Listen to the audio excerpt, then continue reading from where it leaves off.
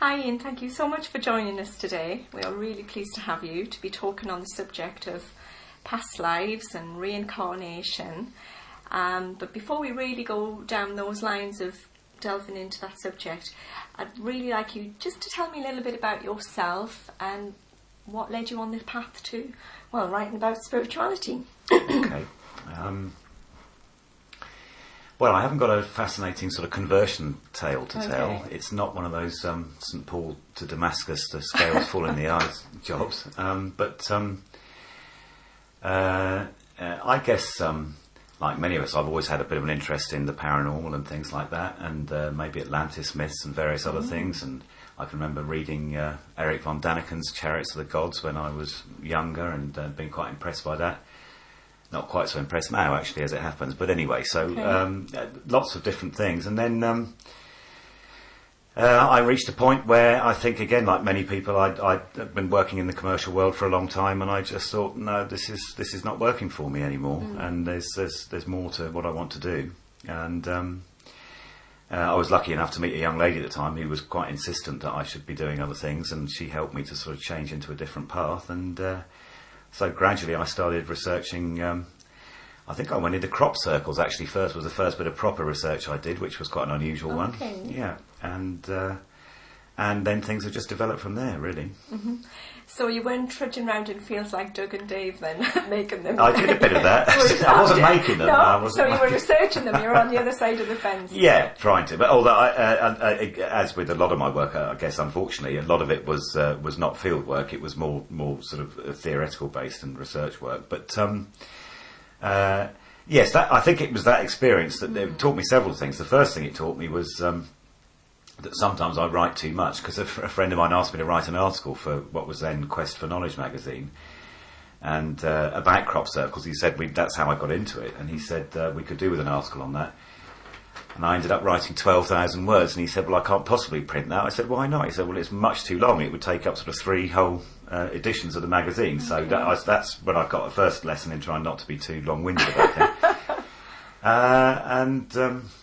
The other thing that it taught me was to realise that there's always two sides to the coin, and you shouldn't take things too literally and believe everything, you know. So it was a good experience. Well, that's what being a good researcher is all about, isn't it? Yes, I would hope so. Not taking everything at face value. Absolutely right. And but it takes a long time to get that, because there's different levels of that, obviously, as well. And I can remember I then I started looking at the work of Zecharia Sitchin, the 12th Planet. Oh, yes. And probably like many people, my initial reaction was, well, this is incredible if this is all true. You know, this is just fantastic. But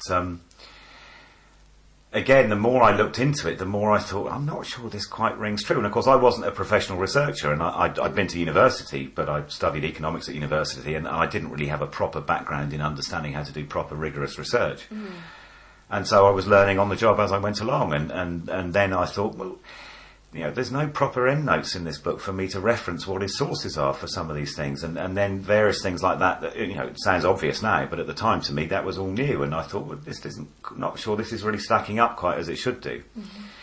So that again was a good experience, you know, to learn that you have to delve into these things properly and see what's really there. The next thing, of course, is then to realise that there are lots of bits of work that look very, very scholarly and are properly referenced with proper footnotes and endnotes and various other things, but actually when you check the references out, half the time they're completely wrong or It is very difficult when you're studying something on a spiritual level to actually cross-section it and get positive proof that these are things, because it's not like a scientist can repeat something at will. No, it's an interesting one, because originally when I was trying to deal with ancient history areas and esoteric history, that was it's hard even then, but it was easier. With the as you say, with spiritual research, it's a different ball game entirely. Difficult. But having said that, the approach that I've tried to adopt and the approach that I've ended up, I call it rational spirituality, and the reason I do is because it's based on evidence, not faith. And I'm not for one moment suggesting that spirituality doesn't have an enormously transcendental nature to it for many, many people, and that ultimately that's the best aspect of it, the transcendental elements, the the fact that everything is based on pure love, ultimately, those are the really crucial elements for people who understand spirituality. But when you're perhaps trying to persuade people that a spiritual approach is not as illogical, shall we say, as a lot of people think it is, and atheists like Richard Dawkins, for example, would have you believe, which is where I think my skills most lie, then when you're doing work like that, you need to be concentrating on the grounded, practical, evidence-based material, and that's where I come in. Yeah.